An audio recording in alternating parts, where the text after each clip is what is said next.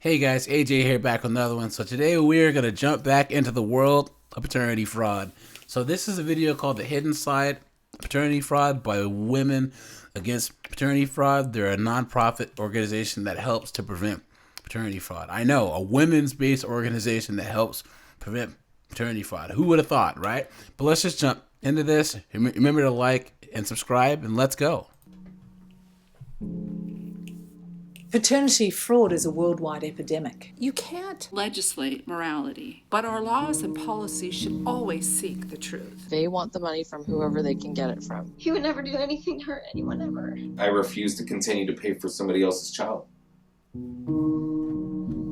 Paternity fraud creates devastation within families, and yet it is an issue that is rarely talked about or discussed. Paternity fraud is a worldwide epidemic. It's not just fraud to the father. Do you hear? She said worldwide epidemic. So people always think that it's one type of men. No, it's not just black men. It's not white men. It's men all around the world, you guys. It's fraud to the child. It's fraud to the child's family. It's fraud to the taxpayer. It's fraud to the government. Back in 2000. There he is, guys. Carnell Smith. Remember, I did a video on this guy. This guy is a real life superhero, man. I found out a very special, dear child I thought was my daughter. I found out after DNA testing that she was not my child, and that in fact I had been deceived about who her actual biological father was. I went to court expecting that this would be something that would be resolved just based on the truth, because I could prove I hadn't lied, and we could prove that her mom either lied or made a mistake. The court didn't want to hear it.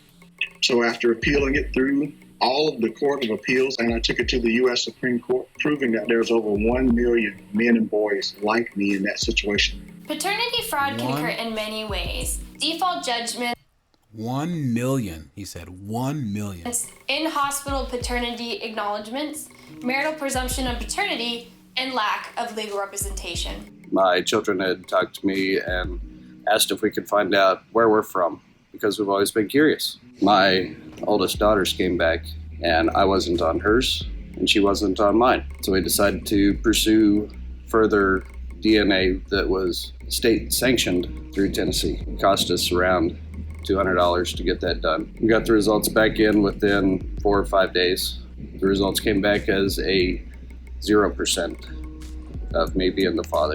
Even if a DNA test proves that a man is not the biological father of a child, he could still be mandated to pay child support for a child he did not father at the expense of his own biological children.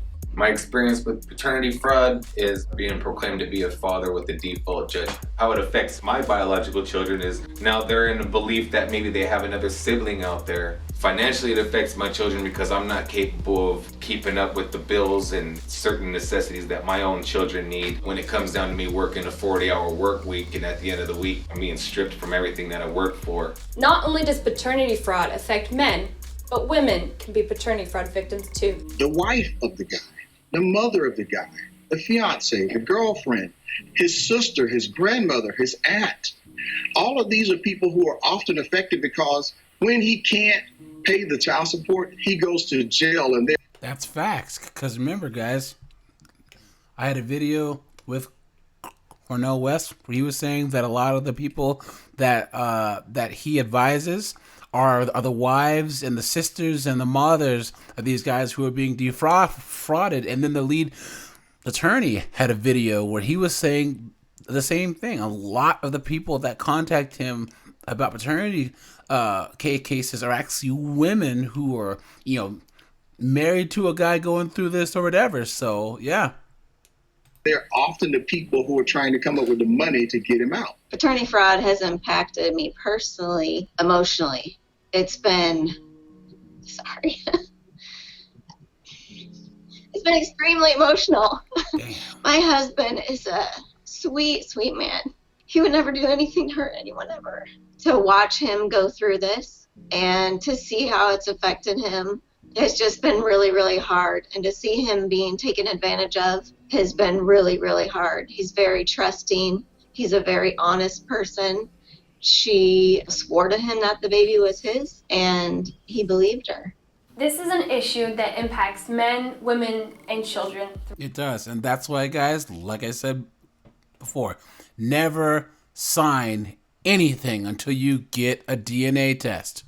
Don't sign anything, ever. Throughout the world, and leaves its victims in financial, legal, and emotional distress. This entire experience was emotionally devastating to us. The total for just the attorney is nearly $40,000. $40,000. And does not include the therapy, which I anticipate will be about $5,000 per year, if not more. I know that my husband has suffered a lot of depression over it. It's just that idea that I'm not really his dad and at some point he's not going to want me kind of a thing. Not only are they taking somebody's money, but they're involving children. I don't know how it can get any worse than that. This is not an issue that is only limited to one segment of the population. In all of the years that I worked with states reforming legislation, so many of our opponents tried to say this is an issue that only affects low-income minorities. But there are people who are from all ethnic backgrounds, political, social status, even religious. I've even met 5 pastors who are paternity fraud victims. Our various state bodies have not been willing to measure how many people are affected by it because it would actually point out the need to do more DNA testing.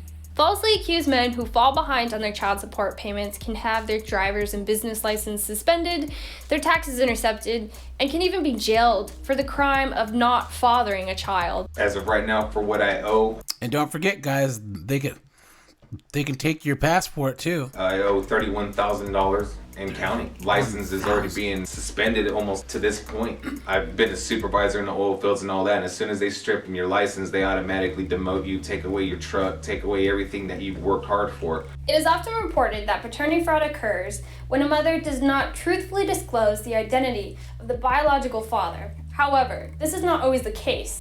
Well, I am a victim of paternity fraud myself. How so? I was legally separated from my ex-husband and became involved with my daughter's biological father.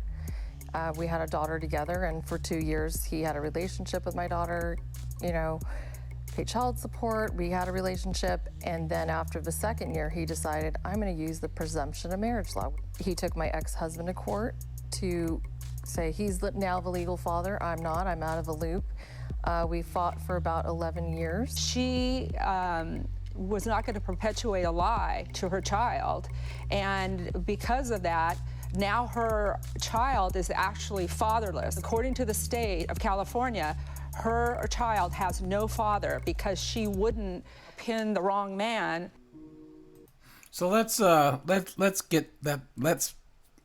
about this, guys. So basically she was separated from her husband, got pregnant by her kid's biological father, and then apparently she didn't know this, but guys, we all know if you're married and your wife has a baby, you are automatically that kid's father by default because you're the husband. So the baby daddy didn't want to take care of the baby, so he said, your husband's the dad. And by law, that's how it works. Damn.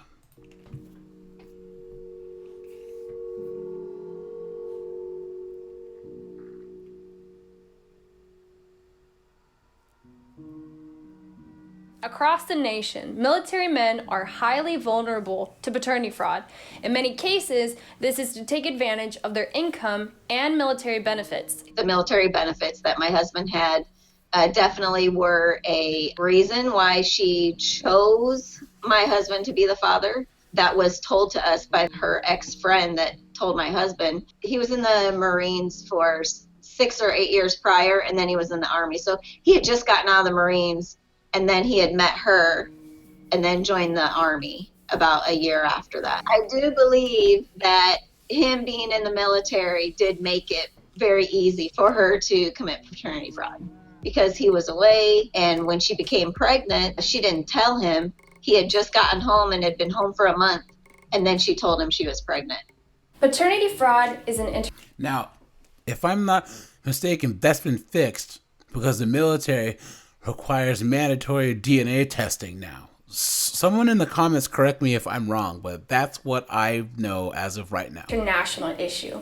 And Women Against Paternity Fraud has members all across the globe. Well, I'm from Sydney, Australia. My background, I guess, is that I married a man who had been married before for 20 years and had 2 children to his former wife. About 2.5 years into our family court case, his ex began talking about some deep, dark secret involving his daughter, which would cause her not to want to be with her father anymore and not to want to live with us anymore. But certain things came out of the woodwork. Talk about how his daughter was markedly different from his son. Finally, I said to my husband, do you think that this deep, dark secret might be about biology? At the stage that his daughter had been conceived, he wasn't sleeping with his wife. He was extremely surprised to find that she was pregnant, but he just assumed that the child was his. It never Because he's a knucklehead. occurred to him that she was sleeping with anybody else.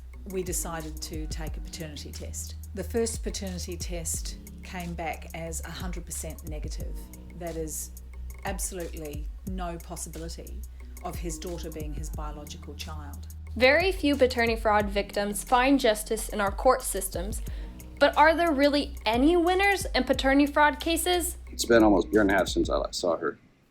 There's a lot of people that say that with our case, yes, we were a success. We made it through the court case, but there really are no winners in any of this. There's damage done to relationships between myself and the child, between my wife and the child, between my biological child and her as well.